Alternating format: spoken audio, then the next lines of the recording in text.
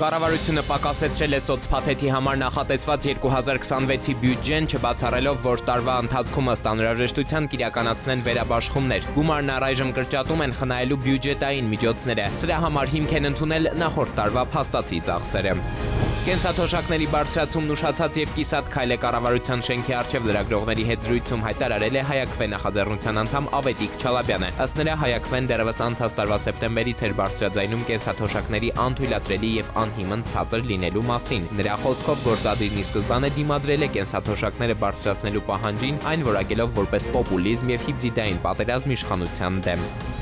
Ակադեմիական քաղաքի շինարարությունն ամբողջությամբ կավարտեն 8 տարի անց 2034 թվականին, թեպետ մեգածրագրի ֆինանսավորման աղբյուրների վերլուծության արդյունքները պատասխանատուները դեռևս չեն ամփոփել։ Նախագծի իրականացման առաջին փուլում մինչև 2030-ը կնախապատրաստեն տարածքը շուրջ 700 հեկտար Երևանի հյուսիս-արևմտյան Արվարձանում 17-րդ թաղամասից այն կողմ։ Արդեն երկրորդ փուլում 2030-ից 2034 թվականներին կրթական, սպայական եւ արվեստների կլաստերների շինարարությունը կսկսեն։ Այդ ժամանակ էլ քաղաքում կկառուցեն ազգային ստադիոնը, վերջին փուլով էլ կմեկնարկեն գիտական եւ բժշկական կլաստերների շինարարությունը։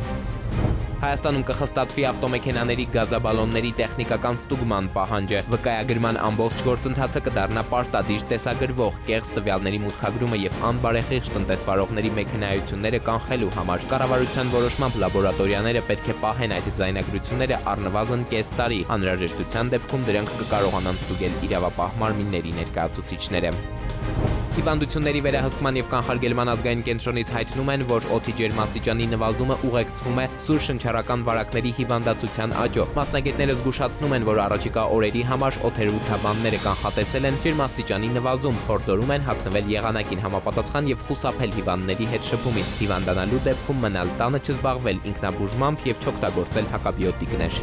Համուց պատրված պաստառները կամ թույլ ամրացված հենասյուները կարող են վթարային իրավիճակներ ստեղծել։ Այս հիմնավորմամբ արտաքին գովազդի օպերատորները կպատժվեն ժանգոտած վահանակների համար։ Այսուհետև նրանք պարտավոր են առնվազն կես տարվա ընթացքում գոնե մեկ անգամ ստուգել վահանակների կառուցվածքների վիճակը եւ անհրաժեշտության դեպքում վերանորոգել ու ամրացնել դրանք։